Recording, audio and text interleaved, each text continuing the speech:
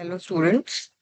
हम chapter number 1 number systems के बहुत सारे एक्स्ट्रा क्वेश्चंस कर रहे हैं। उसी की कंटिन्यूटी में थोड़े से और क्वेश्चंस करते हैं। इसमें हमें सिंप्लीफाई करना है। हमें क्या करना है? सिंप्लीफाई। ओके, ये जितने भी क्वेश्चन हैं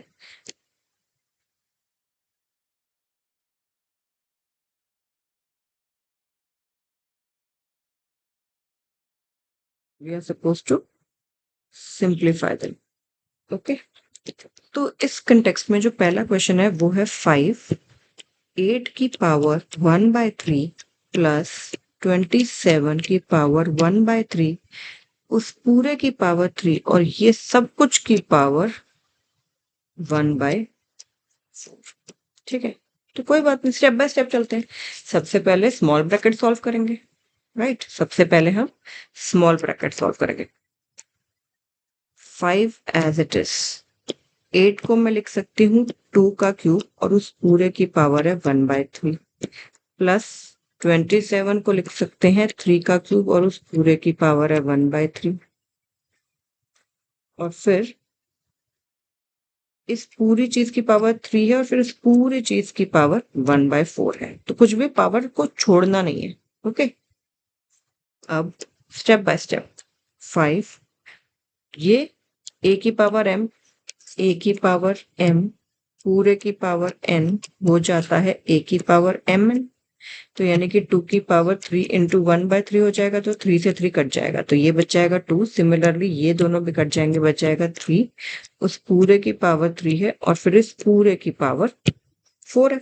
बिल्कुल स्टेप बाय स्टेप चल रहे हैं, अपनी तरफ से कुछ नहीं ऐड सब्ट्रैक्ट कर रहे हैं, बस सॉल्व कर रहे हैं। 2 + 3 का मतलब होता है 5, तो ये हो गया 5 की पावर 3 पूरे की पावर 4। ये 5 की पावर 1 है, बेसिस सेम है, बीच में मल्टीप्लाई का साइन है, तो क्या पावर्स ऐड हो जाएंगी? हमारे पास एक लॉ भी है ऐसा, 1/4 है सब जगह। तो वो क्या हो जाएगी? a की पावर m इंटू a की पावर n इज a की पावर m प्लस n।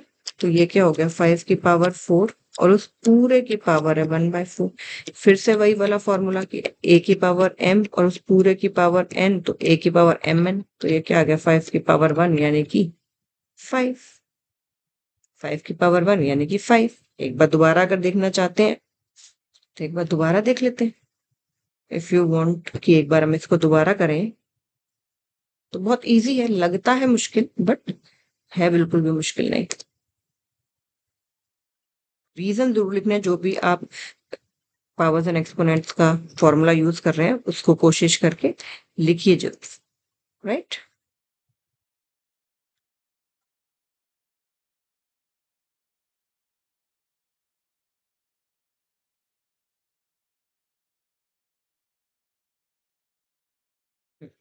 तो हमारे पास स्टेटमेंट थी ये। हमने बस स्टेप बाय स्टेप चला, कुछ भी नहीं चेंज किया। सबसे पहले हम स्मॉल ब्रैकेट सॉल्व करेंगे। 5 एज इट इज, 8 को मैंने लिख लिया 2 की पावर 3 और इस पूरे की पावर ऑलरेडी 1/3 दे रखी है 8 की। 27 को लिख लिया 3 का क्यूब और उस पूरे की पावर दे रखी है 1/3। फिर इस पूरे की पावर है 3 और फिर इस पूरे की पावर है 1/4। ठीक है, अभी भी स्टेप बाय स्टेप चलेंगे, छोटे ब्रैकेट में ही अभी हम बाहर वाले ब्रैकेट्स को हम नहीं छेड़ रहे हैं अभी। ये पावर्स मल्टीप्लाई हो जाएंगी क्योंकि a की पावर m और इफ उसकी पूरे की पावर n, वो हो जाता है प्रोडक्ट हो जाता है पावर्स का, तो 3 इंटू 1/3 रह जाएगा 2। इसी तरह से 3 की पावर 1/3 की पावर 3 और फिर इस पूरे की पावर 1/3, तो पावर्स मल्टीप्लाई हो जाएंगे इस फॉर्मूला से, तो वो रह जाएगा 3। और अब इसकी भी पावर 3 है, इस स्मॉल ब्रैकेट की भी पावर 3 है। हमें ये नहीं भूलना कि कहाँ पे किसकी पावर क्या है, ब्रैकेट्स को चेंज नहीं करना। तो अब ये हो गया 5, 2 + 3 होता है 5 और इसको ऑलरेडी ये पावर 3 है, तो ये हो गया 3। 1/4 चल रहा है पावर में। अब बेस सेम है, बीच में मल्टीप्लाई का साइन है, तो पावर ऐड हो जाएंगी, तो वो हो जाएगा 3 क्योंकि a की पावर m इंटू a की पावर n हो जाता है a की पावर m प्लस n और इस पूरे की पावर है 1/4। फिर से तो ये पावर्स क्या हो जाएंगी? मल्टीप्लाई हो जाएंगे इस वाले आइडेंटिटी से, तो ये हो जाएगा 5 की पावर 1 विच इज 5, राइट। तो इस तरह के क्वेश्चन में कोई दिक्कत आपको नहीं आनी चाहिए। अगला है √45 - 3√20 रूट 45 माइनस 3 रूट 20 और साथ में है फिर प्लस का 4 रूट 5। अब देखने में हो सकता है आपको थोड़ा सा डिफिकल्ट लगे, बट ये है नहीं। ओके, बस आपने क्या करना है, इसकी प्राइम फैक्टराइजेशंस कर लेते हैं। इसको देखो, मुझे दिखता है कि 45 को मैं ऐसे लिख सकती हूँ, 20 को मैं ऐसे लिख सकती हूँ, और 4 रूट 5 को तो मैं और तोड़ नहीं सकती। ठीक है, अब आपको एक प्रॉपर्टी ये भी पता है कि रूट ए इंटू अगर बी है तो उसको अलग अलग करके रूट लिखा जा सकता है। तो यहाँ पे मैं वही कर रही हूँ, रूट 9 इंटू रूट 5 माइनस 3। इन रूट्स को भी अलग कर लेती हूँ। वो क्यों कर रही हूँ अभी आपको पता चल जाएगा। मतलब हमने क्या किया, बस स्टेटमेंट देखी, कुछ कुछ हम फिर देखते हैं। अब रूट 9 तो 3 होता है, root 5 as it is, root 4 तो 2 होता है, 3 ऑलरेडी है, रूट 4 का 2 हो गया, root 5 as it is, plus 4 root 5 as it is, 3 root 5 as it is, minus 3 to the 6 root 5 plus 4 root 5। क्या सारी लाइक टर्म्स नहीं बन गई, रूट 5 रूट 5 रूट 5 वाली? तो 3 प्लस 4 7, 7 माइनस 6 1, सिंपली रूट 5 आ गया आंसर। कैसे?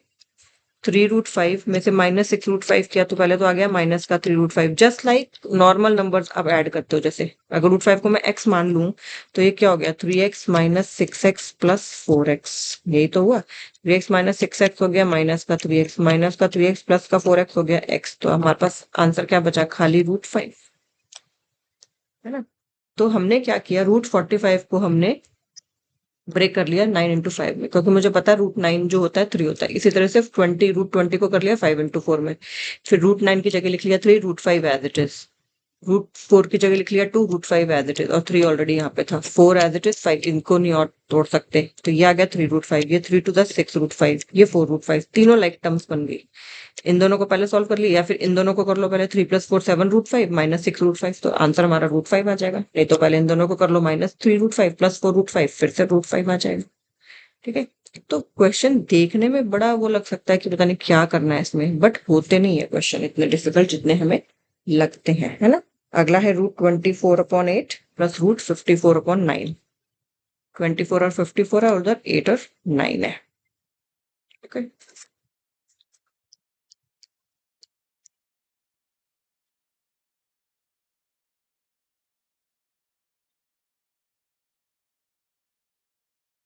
ट्राई करें इसकी प्राइम फैक्टराइजेशन करके।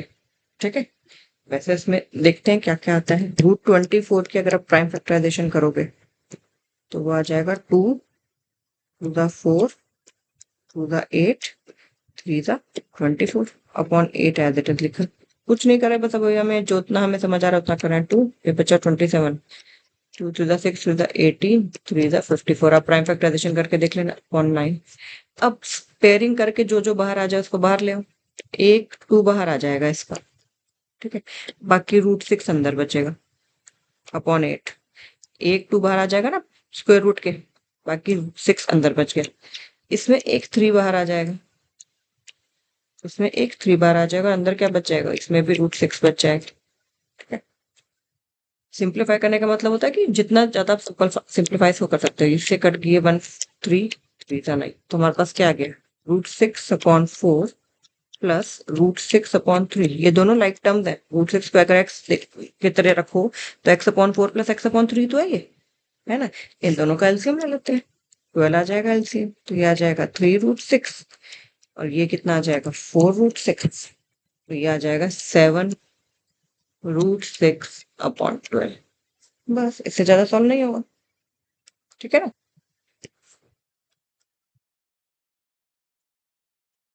ये बोला कर रहे हैं,